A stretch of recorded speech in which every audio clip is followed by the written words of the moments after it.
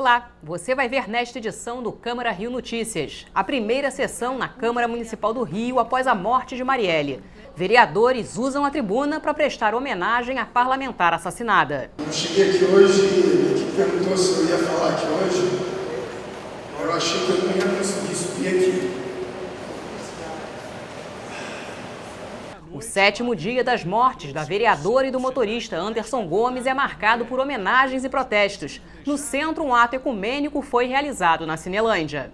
Eles tentaram nos amedrontar, tentaram nos calar. Mal sabiam eles que nós éramos sementes e que agora a gente vai gritar ainda mais alto. E no Dia Internacional da Síndrome de Down, você vai conhecer uma repórter que superou o preconceito e muitas dificuldades para exercer a profissão. Olá pessoal, sou Fernanda Honorato, repórter do programa especial. E a gente começa esta edição falando das homenagens e dos protestos pelo 7º dia das mortes da vereadora Marielle Franco e do motorista Anderson Gomes. Políticos e admiradores da parlamentar participaram de um ato de luta e resistência que começou na Candelária e seguiu pela Avenida Rio Branco. Na Cinelândia, local onde os corpos das duas vítimas foram velados, houve um ato interreligioso com a participação de músicos do Teatro Municipal. A reportagem é de Sérgio Costa. No rosto de cada pessoa, a expressão de quem transforma o luto em luta. Discursos emocionados de lideranças sociais. Abraços de quem divide a dor e a angústia pelas mortes tão brutais. A Marielle representava a luta contra uma série de opressões. E o assassinato dela atinge todos os lutadores sociais. Então, o que o povo carioca, o povo brasileiro e até em outros países do mundo tem feito, é uma resposta mais do que necessária, absolutamente imprescindível. Agatha Reis, a mulher de Anderson Gomes, o motorista assassinado com Marielle, também participou do ato. Cada um de nós, juntos, fazemos valer os nossos direitos, porque não é só para quem já morreu, tantas vítimas, até porque depois dele, da Marielle, tivemos mais quantos? Quantas vezes a gente vai ligar os noticiários e ver que mais alguém morreu, porque nós não temos segurança? Quantos mais de nós precisamos morrer para que alguma coisa mude? A manifestação, que marcou o 7º dia das duas mortes, reuniu mais do que os grupos defendidos por Marielle. A solidariedade não depende de partido político, ideologia ou a identificação com os ideais da vereadora. Nesse momento de dor, temos que prantear a sua morte, mas não podemos esquecer a sua luta. Não politizar este momento agora seria matar Marielle pela segunda vez. E isso é inaceitável. A indignação foi respondida com arte. Essas mulheres representaram um luto e a mensagem que ganhou força. Quem tentou calar Marielle não tinha ideia de que ela renasceu em cada mulher. Um ato ele tem cor. Hoje a gente está vendo normalmente os atos têm mais cor branca, hoje está preto. Tem mulheres pretas falando em cima do microfone, mulheres pretas aqui na rua, mulheres pretas empoderadas, LGBTs, travestis com bandeira na beira da pista, sem medo. Isso aqui é um legado. Esse ato é um legado que a Marielle deixou pra gente. Da Candelária, a caminhada seguiu em direção à Cinelândia. O ato político cedeu lugar ao ato ecumênico. Durante o trajeto, manifestações de luta e resistência. No percurso, a homenagem à parlamentar que deixou um legado. Era apenas um adesivo deixado pela militância e admiradores.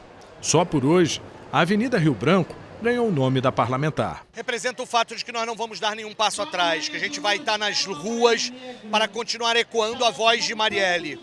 Ela não está mais fisicamente presente entre nós, mas ela vive em nós.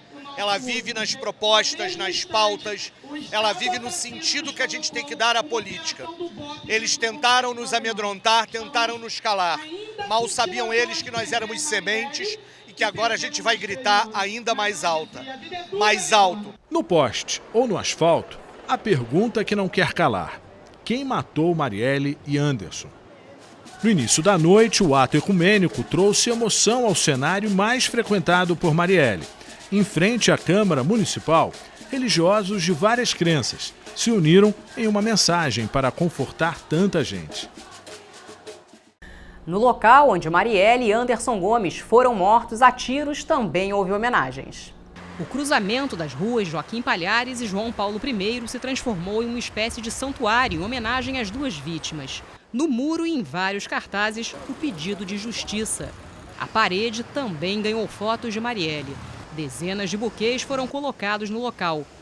Vencedora do Oscar de melhor atriz coadjuvante em 2016, a norte-americana Viola Davis homenageou Marielle nas redes sociais. A atriz fez um post no Twitter onde chama a vereadora de mulher corajosa e diz: "Eu apoio e luto com vocês, Brasil." A primeira sessão legislativa na Câmara do Rio após a morte de Marielle foi marcada por um clima de emoção. Vereadores de vários partidos subiram à tribuna para lamentar o assassinato, criticar a violência e cobrar punição para os assassinos. A repórter Simone Braga acompanhou. Durante o grande expediente e a sessão ordinária desta terça-feira, os parlamentares, muito emocionados, utilizaram a tribuna para fazer várias homenagens à vereadora Marielle Franco, assassinada na noite de quarta-feira passada. Quando eu cheguei aqui hoje, me perguntou se eu ia falar aqui hoje, eu achei que eu não ia conseguir subir aqui.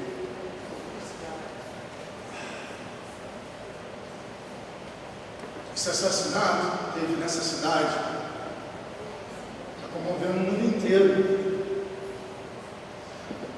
O mundo inteiro hoje tem a oportunidade de conhecer, que todo mundo aqui conhecia. A gente não vai descansar. A palavra de ordem é quem matou Marielle Franco. Quem matou ela? Tem que ecoar pelo mundo inteiro. Tem que pegar os culpados. Nós não podemos deixar que essa morte, que essa execução sirva para qualquer tipo de aproveitamento político nesse momento. Exigimos uma apuração rápida e rigorosa desse bárbaro crime. Quem tirou a vida de Marielle não foi capaz de imaginar o tamanho de sua força. A dor que sentimos agora, as lágrimas que escorrem no rosto, a angústia que nos invade, os muitos abraços que confortam um pouco a todos, apenas reforçam o nosso desejo de seguir em luta. Essa foi a primeira sessão plenária realizada após a morte da vereadora. Marielle era uma companheira, uma irmã, muito mais do que apenas uma colega de parlamento ou uma colega de partido. Era alguém com quem eu partilhava os ideais, com quem eu aprendia, com quem a gente aprendia junto. Os covardes que executaram Marielle precisam ser encontrados. Nós precisamos ter a resposta de quem matou Marielle e por que Marielle foi executada. Porque o atentado contra Marielle não é um atentado só contra a pessoa dela, não é um atentado só contra o PSOL, não é um atentado só contra a esquerda, é um atentado contra a democracia. É muito difícil entrar nesse plenário e não ter a presença da Marielle. Eu acho que esta casa está mais pobre. Marielle era uma mulher forte. Marielle era uma mulher doce também. Então eu tive a oportunidade de conviver muito pouco tempo com ela, mas o suficiente para perceber essas características. Estou muito triste com a perda dela, era uma amiga de trabalho, uma colega de trabalho e se tornou uma amiga, uma pessoa que eu tinha um carinho enorme, um respeito maior ainda. E fica aqui minha tristeza, né? A gente só sente quando a gente vê a violência em torno de todos nós, mas quando é mais próximo, a gente sente realmente mais e nos faz refletir muito. É uma perda muito grande a Marielle não estando hoje do jeitão dela único aqui dentro da Câmara, parceira, uma mulher leal, humilde, presidente da Comissão de Prevenção às Mulheres, sempre, sabe, combatendo qualquer tipo de discriminação. Eu era vice dela na presidência, né? E eu fico assim, sabe, esperando que realmente a gente venha achar, sabe, esse assassino, que ele não fique impune. Desde a morte, todos nós ficamos muito abalados. O dia seguinte, né, o seu velório, o seu enterro. Mas hoje é o primeiro dia que a gente está aqui na Câmara, né, sem a presença física da Marielle. E aí a gente parece que percebe, né, a dimensão da falta de uma companheira para além das suas opiniões políticas e tal, era uma pessoa alegre, uma pessoa, enfim, que expandia, né, a alegria. Marielle, nós dois tínhamos pensamentos, em alguns momentos, diferentes, distintos, mas que nós nos encontrávamos lá na frente pelo bem da nossa cidade. E uma companheira, uma pessoa que tive o privilégio e o prazer de ter um projeto que ela colocou uma emenda, debatemos juntos. Era uma companheira, uma pessoa que lutava pelos seus ideais, então é um momento de muita dor, de tristeza e que serve de reflexão para todos nós. No momento que a gente está, não é fácil. Os vereadores colocaram flores no lugar onde a vereadora Marielle Franco ocupava no plenário. Está todo mundo muito machucado com tudo isso, né? É uma dor que a gente não consegue nem explicar a nossa, quanto mais explicar a dor do outro. Marielle é uma voz que foi calada, mas que deve repercutir na luta do povo, que deve repercutir na voz dos vereadores que ainda continuamos, na voz dos movimentos sociais, na voz do povo mais empobrecido da cidade. Na sequência da sessão plenária, os vereadores votaram alguns vetos propostos pelo Poder Executivo, entre eles os vetos parciais ao projeto de lei que estima a receita fixa e despesas do município. Nessa terça-feira, a polícia ouviu mais 2 pessoas no inquérito que apura as mortes de Marielle e do motorista Anderson Gomes. Prestaram depoimento Mônica Tereza Benício, viúva da vereadora, e uma assessora do PSOL, amiga pessoal da parlamentar. O deputado estadual Marcelo Freixo, que acompanhou os depoimentos, voltou a afirmar que desconhece possíveis ameaças de morte a Marielle. Segundo Freixo, o assassinato da vereadora foi fruto de uma vingança cruel e inaceitável. Pacientes de doenças raras afirmam que estão inseguros com a suspensão do tratamento imposta pelo Ministério da Saúde. O assunto foi tema de um debate público na Câmara do Rio. O vereador Otônio de Paula abriu o debate público no plenário da Câmara para discutir políticas públicas para pessoas com doenças raras.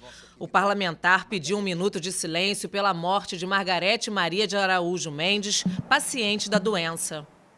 O vereador apresentou propostas para melhorar a qualidade no atendimento de pessoas com doenças raras. Entre elas, um projeto de lei que tramita na Câmara que cria a carteira rara para garantir a mobilidade dos parentes de pacientes. O Disque Raro, que tem o objetivo de facilitar o atendimento aos portadores da doença e a criação de uma coordenadoria ligada à Secretaria Municipal de Saúde, também está sendo defendida pelo parlamentar. Estamos agora tramitando um projeto de lei agora de nossa autoria, criando a carteira rara, que é um documento que vai dar ao parente de quem tem uma pessoa com doença rara o direito de ter acesso ao hospital, não é? Acompanhar essa pessoa com doença rara também no próprio procedimento médico. O Disque Raro, que vai ser uma ferramenta importantíssima, não é?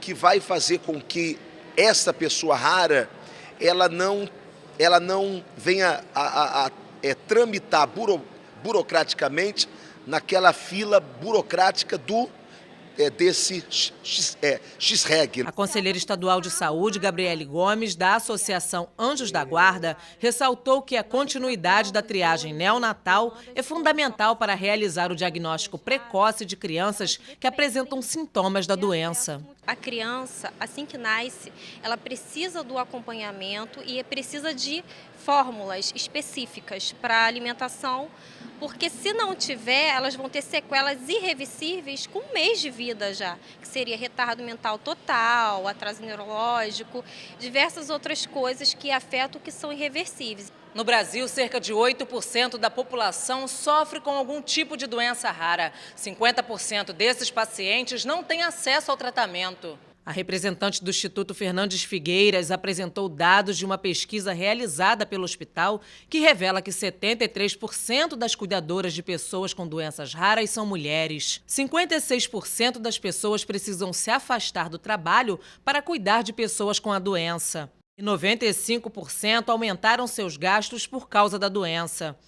60% dos responsáveis de pessoas com doenças raras chegam a dedicar cerca de 18 horas do seu dia cuidando dos pacientes. Na verdade, a gente ainda vê, uma maioria de cuidadores, basicamente do sexo feminino, são as mulheres, mães que cuidam das crianças, um acesso ao BPC, que é o benefício de prestação continuada, com um corte acima de 5 meses de espera para acesso a esse benefício, com famílias ainda acima de 50% sem acesso a esse benefício em função das exigências, que é 1/4 do salário mínimo para cada membro da família. E a gente vê também uma série de dificuldades com relação à construção de um itinerário de tratamento. A demora para receber o benefício de prestação continuada faz parte da realidade dos pacientes que aguardam até 5 meses para receber o benefício. Eu recebia do Ministério da Saúde o Soliris, que é o eculizumab. É o único tratamento para a doença e a única forma de sobreviver. Mas, infelizmente, há 5 meses eu não recebo mais essa medicação do Ministério da Saúde, nem eu, nem muitos outros pacientes. Muitas pessoas já morreram de forma muito rápida, como eu falei, e esse é o dilema que eu e outras pessoas estamos vivendo, Caio Souza, membro da Comissão da Pessoa com Deficiência da OAB, disse que as leis para atender pessoas com doenças raras existem, mas infelizmente não são cumpridas no país. Existe no Brasil um arcabouço legal muito grande com relação à legislação voltada para pessoas com doenças raras e até mesmo para pessoas com deficiência. Só que a grande questão é, apesar de existirem leis e as políticas públicas voltadas para esse público, infelizmente a execução dessa política ela é complicada. Por quê? Muitas das vezes se alega a falta de verba, mas a gente sabe que não é só de falta de verba que vive essa ineficácia da política. A gente sabe que tem um pouco também de ineficácia do poder público na execução dessa política pública. A gente acredita que só com a educação esse cenário vai mudar. Só com a conscientização dos pacientes e principalmente de quem pode oferecer algum suporte, alguma ajuda. Hoje há medicamentos órfãos, mas há também profissionais órfãos de conhecimento. A gente tem uma forma de ensino onde deve se abranger as doenças mais comuns. Isso acontece na universidade pública e também é repetido nas universidades particulares, privadas. O vereador Otoni de Paula fez um balanço do debate. Nós estamos avançando, chamando pessoas aqui para a Câmara que entendam do assunto para a gente dar pelo menos uma nova oportunidade de vida para esses cariocas que têm doenças raras. Senado e Câmara do Rio assinam um protocolo de intenções para a transmissão da Rio TV Câmara na TV aberta. Projeto de lei do Poder Executivo cria agência para estimular desenvolvimento econômico do município. Proposta do vereador Otoni de Paula determina que receitas médicas sejam apresentadas em letra legível. E na sessão, o vereador responde, o parlamentar Chiquinho Brazão fala sobre o projeto de lei que cria o programa Praia Acessível. Agora a gente fala sobre o Dia Internacional da Síndrome de Down, comemorado nesta quarta-feira. Dados revelam que no Brasil já são 300 mil pessoas com a síndrome. Fernanda é uma dessas. Ela superou dificuldades e o preconceito para trabalhar com o que mais ama, o jornalismo. Olá, pessoal. Sou Fernanda Honorato, repórter do programa especial para uma produtora independente que presta serviço para a TV Brasil. E o programa especial ele passa todo sábado ao meio-dia. Há 12 anos, esta é a profissão da Fernanda. Ela faz reportagens para um programa que aborda temas ligados à deficiência. Eu estava numa discoteca, aí o programa especial estava lá, entrevistando algumas pessoas. Aí gostaram tanto de mim que quiseram ir na minha casa, fazer meu dia a dia da fama. Aí, nesse meio tempo, eu fiz um teste, que eu era rainha de bateria de uma outra ONG. Agora eu não sou mais. E me dei tão bem que esse teste ficou muito bem guardado. Depois, nos tempos, já foi até pro ar. Fernanda sonha em entrevistar seus ídolos. O rei Roberto Carlos e o Paulinho da Viola. A cada minuto, 18 bebês nascem com problemas de formação no mundo. No Brasil, são cerca de 300 mil pessoas com síndrome de Down. Muitos desses brasileiros contam com um apoio fundamental, o da APAI. A Associação de Pais e Amigos dos Excepcionais está presente em mais de 2.000 municípios e atende cerca de 250 mil pessoas diariamente. A unidade aqui do Rio de Janeiro foi pioneira, fundada em 1954. Atualmente, 200 pacientes com deficiência intelectual e múltipla de 0 a 60 anos frequentam a APAI na Tijuca. Rafael de Sete é um deles. O pai conta que o trabalho dos profissionais daqui, entre eles 18 voluntários, foi essencial para o desenvolvimento do menino, que tem autismo. Ele sempre foi muito inteligente, escreveu e leu desde os 2 anos, mas não conseguia comunicar isso com a gente.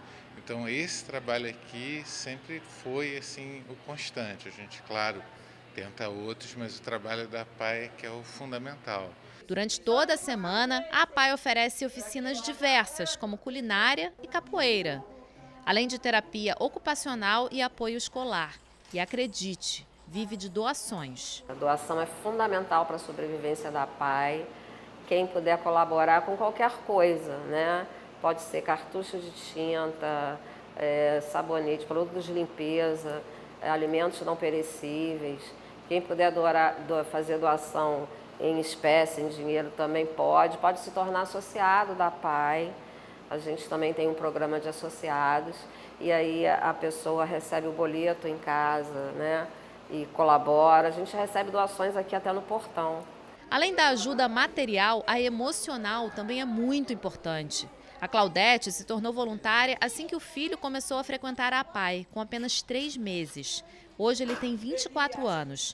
Claudete tenta traduzir em palavras o choque que é para os pais descobrir que o filho nasceu com síndrome de Down.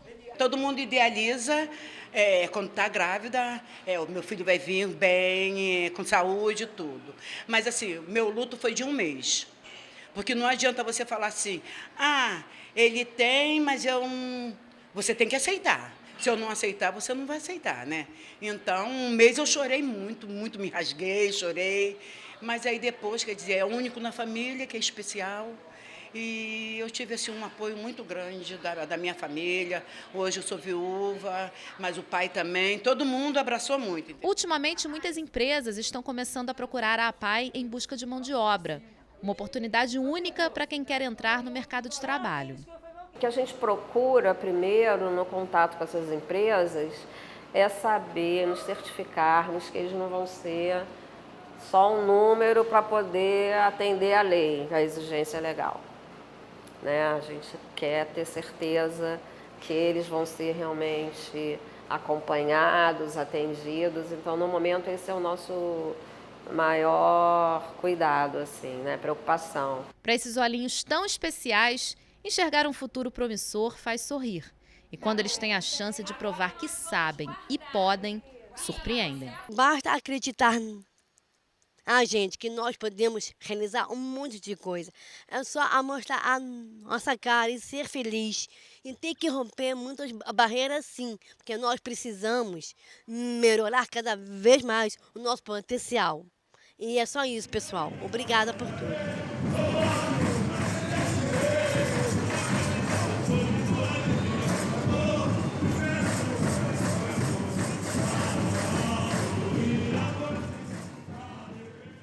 E o Câmara Rio Notícias fica por aqui. Até amanhã.